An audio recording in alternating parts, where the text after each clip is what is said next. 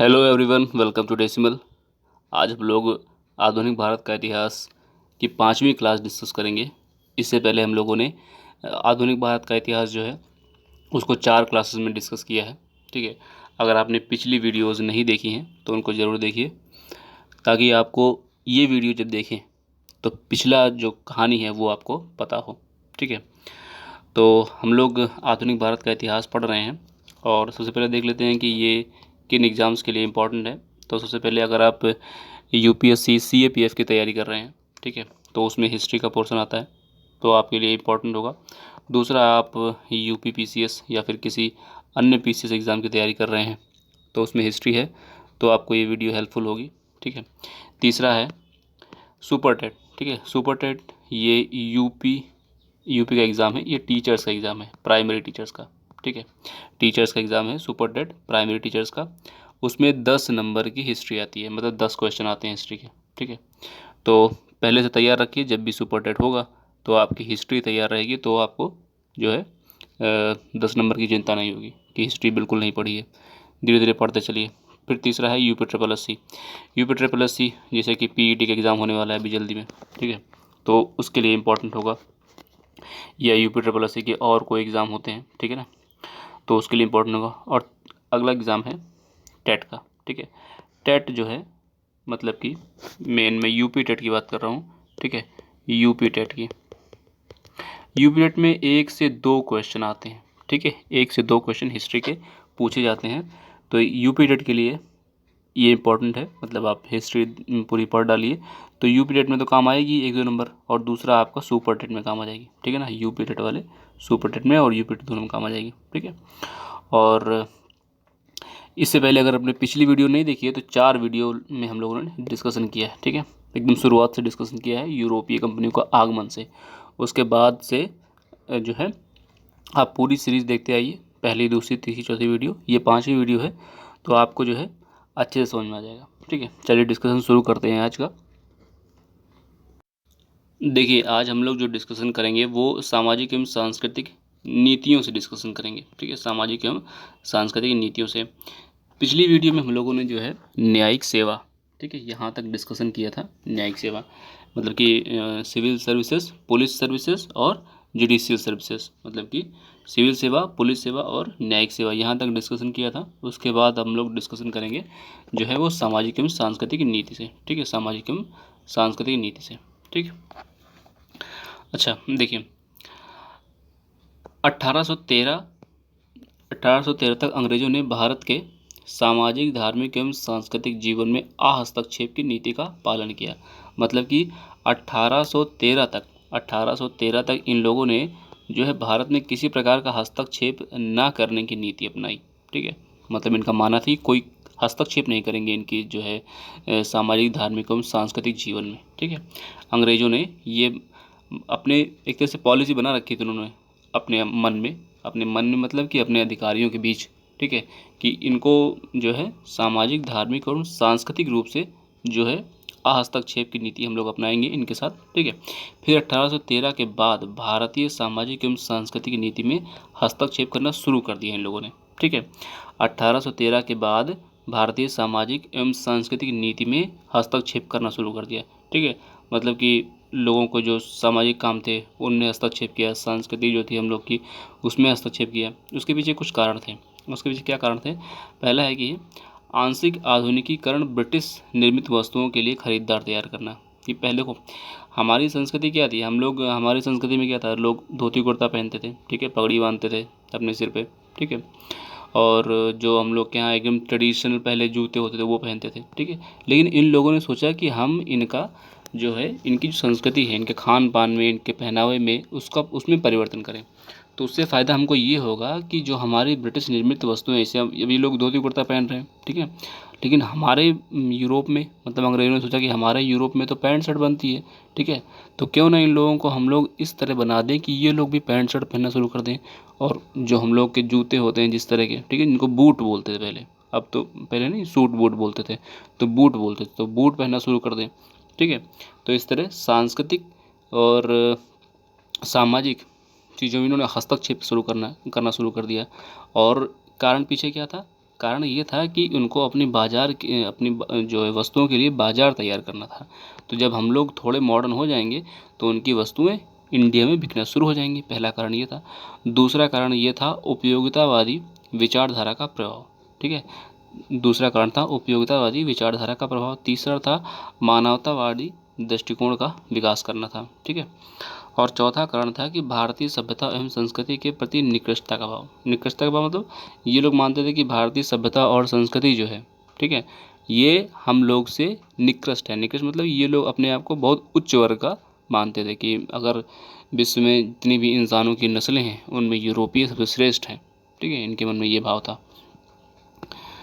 फिर अगली चीज़ है कि लॉर्ड हार्डिंग ने गोंड जनजाति में प्रचलित नर बलि प्रथा को समाप्त कर दिया। अब देखो ये जो है एक तरह से संस्कृति में हस्तक्षेप है। जैसे कि पहले क्या था, नर बलि थी, ठीक है ना, ये तो एक तरह से गलत चीज़ थी कि इंसानों की बलि दी जाती थी, ठीक है ना।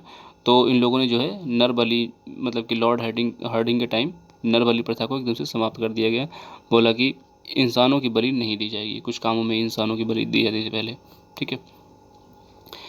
फिर इन्होंने क्या किया, अपना जो है सांस्कृतिक और सामाजिक हस्तक्षेप करने के लिए आधुनिक शिक्षा का प्रसार किया। आधुनिक शिक्षा का मतलब क्या है कि जो पढ़ाई यूरोप में पढ़ी जाती थी वो अब जो है आम आदमी के लिए इन लोगों ने पढ़ाना शुरू कर दिया।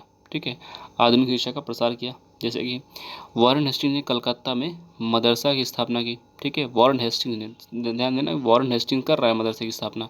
ठीक है, तो इसमें एक तरह से इन लोगों ने मदरसा पहले खुलवाया। ठीक है, फिर जोनाथन डंकन ने वाराणसी में संस्कृत कॉलेज के इस्टेब्लिशमेंट किया।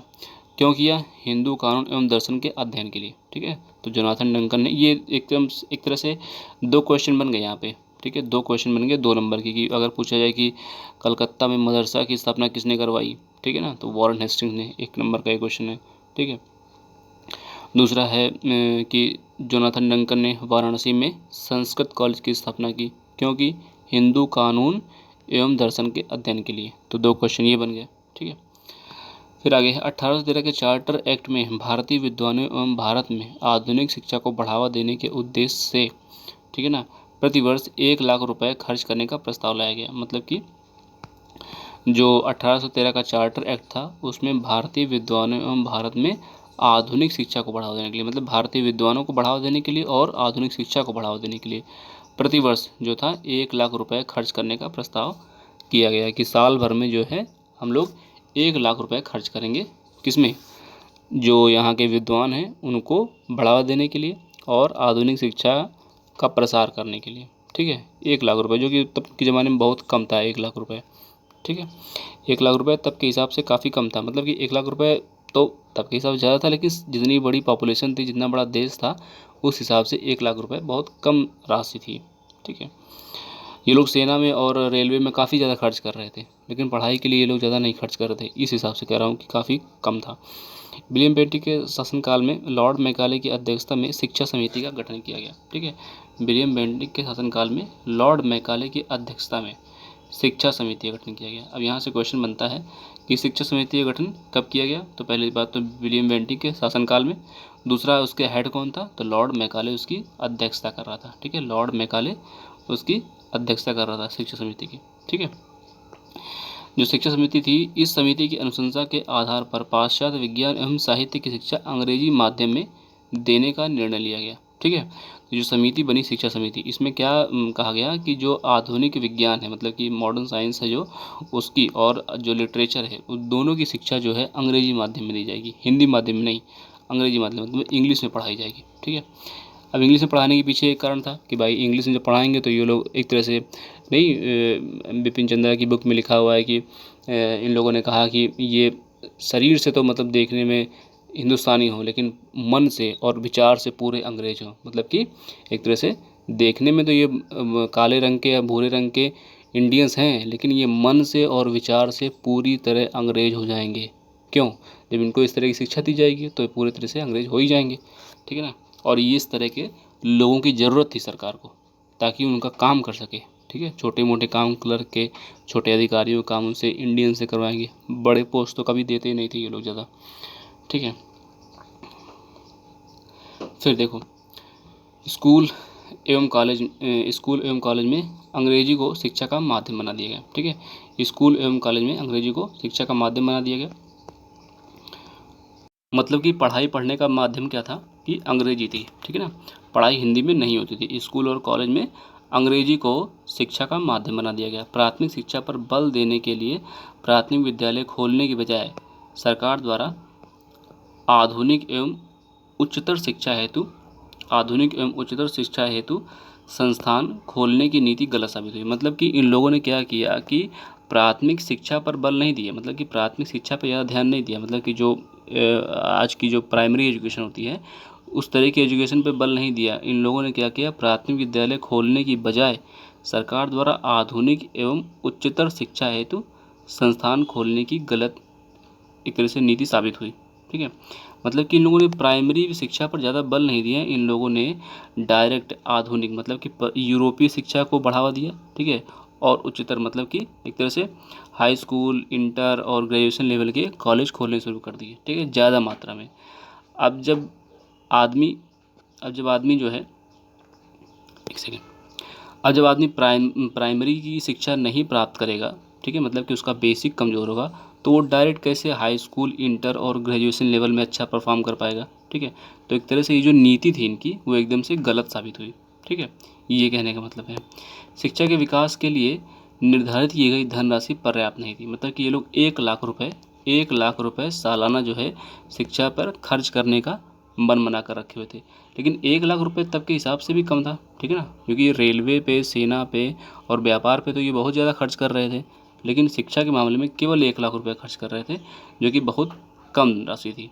ठीक है, पर्याप्त धनराशि नहीं थी। वह इससे थोड़े लोगों को ही शिक्षित किया जा सकता था। इसलिए शिक्षा पर खर्च की इस कमी को पूरा करने के लिए अधोगामी निस्यंदन का सिद्धांत का सहारा लिया। ठीक है, अधोगामी निस्यंदन का सहारा लिया। अधोगामी निस्यंदन क्या था, मतलब कि अधोगामी निस्यंदन का मतलब था कि सर्वप्रथम समाज के उच्च वर्ग को, जो पहले से एलीट क्लास है, मतलब कि धनी लोग हैं, उनको शिक्षित किया जाए। ठीक है, क्योंकि इस वर्ग के शिक्षित होने से शिक्षा का प्रभाव छन कर, है ना, जन साधारण में पहुंच जाएगा। मतलब कहने का मतलब ये है कि अमीर लोग को शिक्षित कर देंगे तो अमीर लोगों से शिक्षा जो है धीरे धीरे छन कर जन साधारण में, मतलब आम जनता में पहुंच जाएगी। कितनी बेवकूफ़ी वाला काम किया इन लोग, है ना। ऐसा कहीं होता है कि कोई अमीर पढ़ ले फिर वो जाके गरीबों को पढ़ा देगा? ठीक है, ऐसा तो होता नहीं है। 1854 ईस्वी में इस सिद्धांत को वापस ले लिया गया, क्योंकि एक तरह से गलत कॉन्सेप्ट थी। ऐसा कुछ होता नहीं है। आज भी क्या अमीर लोग जो पढ़ लिए हैं वो किसी गरीब को पढ़ाने जाते हैं, है ना। तो तब तो मानो इतनी सुविधा भी नहीं थी, तो कोई जाता ही नहीं रहा होगा किसी को पढ़ाने, या कहीं अमीर लोगों के बीच में गरीब लोग जा ही नहीं पाते रहे होंगे। ठीक है ना, आज तो बात अलग है, लेकिन पहले की बात तो बिल्कुल अलग थी ना। ठीक है, फिर कुछ समितियाँ बनाई गई। ठीक है, आधुनिक शिक्षा को बढ़ावा देने के लिए। ठीक है, कुछ समितियाँ बनाई गई। इसमें पहला है वुड डिस्पैच। ठीक है, पहला है वुड डिस्पैच। डलहौजी के शासनकाल में 1854 में भारत में शिक्षा के विकास की स्थिति की जांच के लिए, ध्यान देना, भारत में शिक्षा के विकास की स्थिति की जांच के लिए चार्ल्स वुड की अध्यक्षता में इस समिति का गठन किया गया। ठीक है ना, समिति का गठन क्यों किया गया कि भारत में शिक्षा के विकास की स्थिति की जांच करने के लिए। बस इतनी लाइन ध्यान रखना कि भारत में शिक्षा के विकास की क्या स्थिति है उसकी जांच करने के लिए। ठीक है, चार्ल्स वुड की अध्यक्षता में इस समिति का गठन किया गया। इसको भारतीय शिक्षा का मैग्ना कार्टा ही बोला जाता है। ठीक है, इसको भारतीय शिक्षा का मैग्ना कार्टा ही बोला जाता है। इस चीज़ को ध्यान रखना कि पूछा जाता है क्वेश्चन कि भारतीय शिक्षा का मैग्ना कार्टा किसे कहा जाता है, तो भारतीय शिक्षा का मैग्ना कार्टा वुड डिस्पैच 1854 को कहा जाता है। ठीक है, लंदन विश्वविद्यालय की तर्ज पर कलकत्ता, बम्बई, मद्रास में 3 विश्वविद्यालय की स्थापना की गई। मतलब कि जैसे लंदन विश्वविद्यालय खोले गए थे ना, उसी तरह से कलकत्ता, बम्बई और मद्रास में 3 विश्वविद्यालय की स्थापना की गई कि जैसे यूरोपीय लोग पढ़ते हैं वैसे यहाँ भी हम लोग पढ़ाई शुरू करेंगे। पढ़ाई शुरू करने के पीछे कारण था कि एक तो पहले मॉडर्नाइजेशन करना है, मतलब कि आधुनिकीकरण करना है, ताकि जो है ये लोग देखने में तो इंडियन रहे, है ना, भूरी चमड़ी के, काली चमड़ी के, लेकिन मन से पूरे के पूरे अंग्रेज बन जाएं, ताकि हमारी जो ब्रिटिश निर्मित वस्तुएं हैं उनका यहाँ पे जो है यूज़ बढ़ जाए।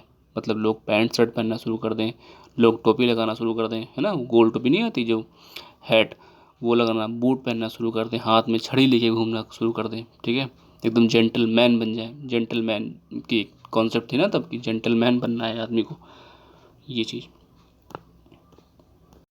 दूसरी कमेटी थी हंटर कमीशन, ठीक है, दूसरी कमेटी थी हंटर कमीशन 1882, ठीक है, हंटर कमीशन 1882।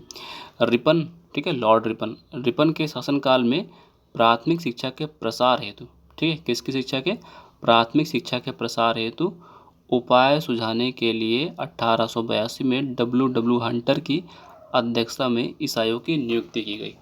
तो रिपन के शासनकाल में प्राथमिक शिक्षा के प्रसार के, ठीक है ना, शासनकाल किसका था, रिपन का, ठीक है, और क्या काम था, प्राथमिक शिक्षा के प्रसार हेतु उपाय सुझाने के लिए 1882 में, ठीक है ना, डब्ल्यू हंटर की अध्यक्षता में इस आयोग की नियुक्ति की गई। दूसरा कमीशन है रैले कमीशन, ठीक है, दूसरा कमीशन है रैले कमीशन।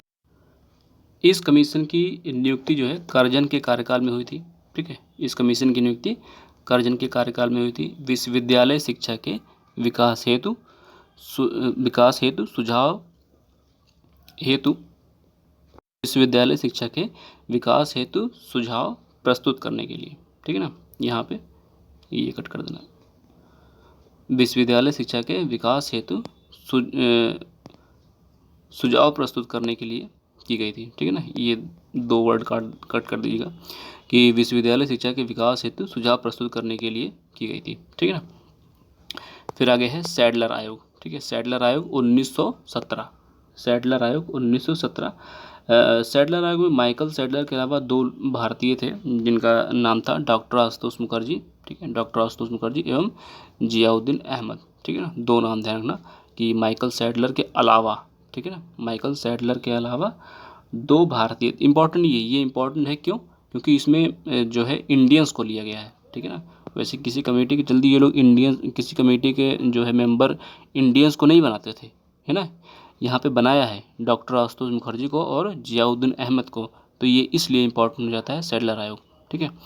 आयोग की नियुक्ति कलकत्ता विश्वविद्यालय की समस्याओं के अध्ययन हेतु किया गया था, ठीक है। आयोग की नियुक्ति क्यों की गई कि आयोग की नियुक्ति कलकत्ता विश्वविद्यालय की जो समस्याएं थी उनका अध्ययन करने के लिए की गई थी। फिर है हार्टोग समिति, हार्टोग समिति प्राथमिक शिक्षा के विकास पर बल देने का सुझाव दिया गया, मतलब कि हार्टोग समिति में क्या किया गया कि इस समिति ने प्राथमिक शिक्षा के विकास पर बल देने का सुझाव दिया, ठीक है, प्राथमिक शिक्षा के विकास पर बल देने का सुझाव दिया।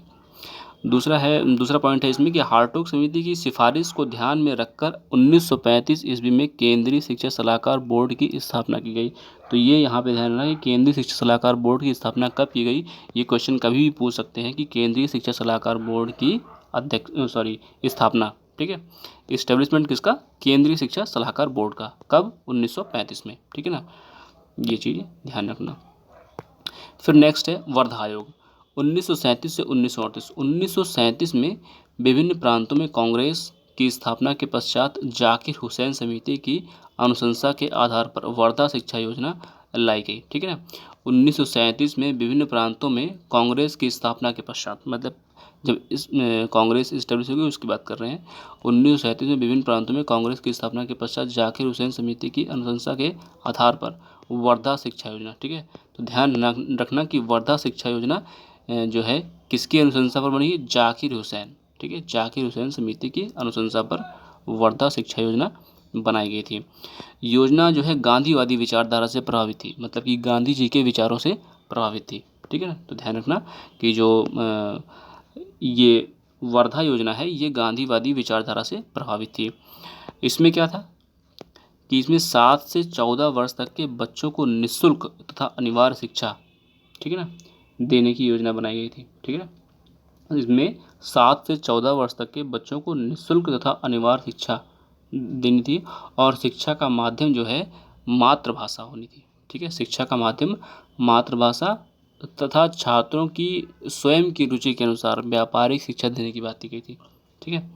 पहली चीज़ में ध्यान रखना कि जो है वर्धा शिक्षा योजना जो है जाकिर हुसैन समिति की अनुशंसा पर, दूसरा गांधीवादी विचारधारा थी, तीसरा इसमें ये था इम्पॉर्टेंट चीज़, ठीक है, कि इसमें 7 से 14 वर्ष तक के बच्चों के बच्चों को जो है निःशुल्क और अनिवार्य शिक्षा देने की बात की गई थी। और जो शिक्षा का मीडियम था, मतलब कि माध्यम था, वो था माध्यम मातृभाषा। ठीक है, शिक्षा का माध्यम क्या था? मातृभाषा। ठीक है, शिक्षा का माध्यम क्या था? मातृभाषा। ठीक है, और स्वयं की रुचि के अनुसार, मतलब कि बच्चों की रुचि के अनुसार उन्हें व्यावसायिक शिक्षा देने की बात की गई थी। ठीक है, बच्चे जिस चीज़ को अच्छा समझे, जिस सब्जेक्ट को उनमें, जिस सब्जेक्ट के प्रति उनकी रुचि हो, उसके हिसाब से उनको व्यावसायिक शिक्षा देने की बात की गई थी। ठीक है, ये सारी चीज़ें ऊपर लिखी हुई हैं। ठीक है, शिक्षा का माध्यम क्या था? मातृभाषा, और छात्र की स्वयं की रुचि के अनुरूप व्यावसायिक शिक्षा देने की बात की गई थी। ठीक है, फिर अगला है सर्जेंट योजना। ठीक है, सर्जेंट योजना काफ़ी इंपॉर्टेंट है ये भी। इसमें क्या था? 6 से 11 वर्ष तक की आयु वाले बच्चों को निःशुल्क शिक्षा देने की बात की गई थी। ठीक है, उसमें क्या था? वर्धा योजना में 7 से 14 वर्ष तक के बच्चों की बात की गई थी। इसमें 6 से 11 वर्ष तक के बच्चों को निःशुल्क शिक्षा देने की बात की गई। ठीक है, दोनों में यही अंतर है। ठीक है, मेन अंतर। पहले 1906 में बड़ौदा की रियासत ने, ठीक है, 1906 में बड़ौदा की रियासत ने अपने यहाँ अनिवार्य और निःशुल्क शिक्षा लागू कर दी। ये इम्पॉर्टेंट है लाइन, कि कौन सी रियासत है जिसने जो है सबसे पहले अपने यहाँ निःशुल्क शिक्षा देने की बात करी। तो बड़ौदा की जो रियासत थी, उसने अपने यहाँ के नागरिकों मतलब बच्चों के लिए, है ना, नागरिक जो है उनके बच्चों के लिए, अपने बच्चों के लिए, अपनी जनता के लिए एक तरह से निःशुल्क शिक्षा। ठीक है ना, और उम्र क्या थी? 6 से 11 वर्ष तक। वर्धा में क्या था? 7 से 14 वर्ष तक। ठीक है, दोनों में ये अंतर है, मेन अंतर यही है। ठीक है, फिर 1948 ईस्वी में गठित राधा कृष्णन आयोग की समिति की अनुशंसा पर 1953 ईस्वी में विश्वविद्यालय अनुदान आयोग की स्थापना की गई। ठीक है ना, तो 1948 ईस्वी में गठित राधा कृष्ण आयोग कब गठित हुआ? 1948 में। इनकी समिति की अनुशंसा पर 1953 में जो विश्वविद्यालय अनुदान आयोग, ठीक है, जिसको यूजीसी बोलते हैं। ठीक है, यूजीसी। ठीक है, यूजीसी। ठीक है, विश्वविद्यालय अनुदान आयोग, इसकी स्थापना की गई। फिर जो है महिला शिक्षा के विकास के लिए पहली बार सरकारी स्तर पर प्रयास किया गया था। कब? 1854 में। ठीक है, ये इंपॉर्टेंट चीज़ है कि 1854 में जो है महिला शिक्षा के विकास के लिए पहली बार सरकारी स्तर पर प्रयास किया गया था। 1854 में वुड डिस्पैच में किया गया था। ठीक है ना, ध्यान रखना कि जो सबसे पहले हम लोगों ने पहला जो डिस्कस किया ना, पहला पॉइंट इसमें, मतलब कि पहला जो कमेटी डिस्कस की वुड डिस्पैच वाली, उसमें जो है महिला शिक्षा के विकास के लिए पहली बार सरकारी स्तर पर जो है प्रयास किया गया था कि महिलाओं को भी शिक्षा दी जानी चाहिए। ठीक है, वुड डिस्पैच में हंटर कमीशन तथा सैडलर आयोग ने भी महिला शिक्षा के लिए जो है समर्थन किया। तो जो हंटर कमीशन था और सैडलर आयोग, इन दोनों ने भी महिलाओं को शिक्षा देने की बात करी। ठीक है, और बोला कि महिलाओं को शिक्षा अब दी जानी चाहिए, क्योंकि महिलाओं का भी जो है एक तरह से इम्पोर्टेंस बढ़ रही थी उस समय। ठीक है, तो ये जो हम लोगों ने डिस्कशन किया, ये सामाजिक एवं सांस्कृतिक नीतियाँ। ठीक है, सामाजिक एवं सांस्कृतिक नीतियों का डिस्कशन किया। ठीक है, तो इसमें जो है पूरी डिस्कशन है, आप इसका जो है स्क्रीनशॉट ले सकते हैं। ठीक है, आप चाहो तो इसका स्क्रीनशॉट ले लो, और स्क्रीनशॉट लेके अपने हिसाब से लिख सकते हो, या इसी का प्रिंट आउट निकलवा सकते हो। ठीक है, तो ऐसे ही नोट्स बना लीजिए आप लोग भी। ठीक है, नोट्स ज़रूर बनाइए। ठीक है, क्योंकि बिना नोट्स के ऐसी चीज़ें याद नहीं होती, जब तक बार बार रिवीजन नहीं करेंगे। ये हिस्ट्री है। ठीक है, और एक बार आप जो है बताऊं कि अगर आप इस वीडियो को देख ले रहे हैं, ठीक है ना, जैसे अपने 5 वीडियो देख लिए, तो उसके बाद एक काम करना कि जो है 8th क्लास की हिस्ट्री की NCERT, ठीक है, NCERT पढ़ लीजिए अगर आपके पास टाइम है तो। ठीक है, 8th क्लास की NCERT पढ़ लीजिए। ठीक है, वीडियो देखने के बाद अब अगर NCERT पढ़ेंगे तो आपको चीज़ें समझ में आएंगी। नहीं तो इस तरह 8th क्लास की NCERT, उसको ये मत समझना कि 8th क्लास की है तो बड़ी आसानी से समझ में आ जाएगी, ऐसा बिल्कुल भी नहीं है। ठीक है, काफ़ी अपने आप में वो एक अच्छी किताब है, मतलब अच्छी से मतलब थोड़ा टफ भी है। ठीक है, तो इसलिए जो है पहले वीडियो देख लीजिए, फिर जो है आप जो है 8th क्लास की NCERT पढ़ सकते हैं। ठीक है, और अगर आप UPSC CAPF का देने जा रहे हैं, या फिर PCS से किसी एग्ज़ाम दे रहे हैं, तो बिपिन चंद्रा पढ़ लीजिए। ठीक है, उससे काम हो जाएगा। ठीक है, आज की वीडियो में इतना ही है। ठीक है, और नेक्स्ट वीडियो हम लोग जो डिस्कस करेंगे वो भारतीय समाचार पत्रों का इतिहास से डिस्कशन करेंगे। ठीक है, भारतीय समाचार पत्रों का जो है इतिहास, उसको डिस्कशन करेंगे। ठीक है, तो उससे पहले अगर आप इस चैनल पर पहली बार आए हैं, इस वीडियो को देखा है, तो अगर आपको वीडियो पसंद आई है तो इसको लाइक कर सकते हैं, अपने किसी दोस्त के साथ शेयर कर सकते हैं जिसके साथ मन हो। और अगर पहली बार हैं तो चैनल को सब्सक्राइब कर लें, ठीक है। यहाँ पर हिस्ट्री, जोग्राफ़ी की भी वीडियो पड़ी हुई है, एनसीईआरटी की, वो देख सकते हैं आप, ठीक है। और जो है अगर आप सुपर टेट या सी टेट या फिर यूपी टेट की तैयारी कर रहे हैं तो यहाँ पर सीडीपी की क्लासेस पड़ी हुई हैं, ठीक है। और सुपर टेट में या फिर सी टेट में या फिर यूपी टेट में मतलब कि ज्योग्राफी भी आती है, तो आप एनसीईआरटी जो है डिस्कशन किया है एनसीईआरटी का, उसको देख सकते हैं, ठीक है। एनसीईआरटी से काफ़ी क्वेश्चन आते हैं सी टेट में, यूपी टेट में, ठीक है। आज की वीडियो के लिए इतना ही है, ठीक है। मिलते हैं नेक्स्ट वीडियो में, तब तक के लिए धन्यवाद।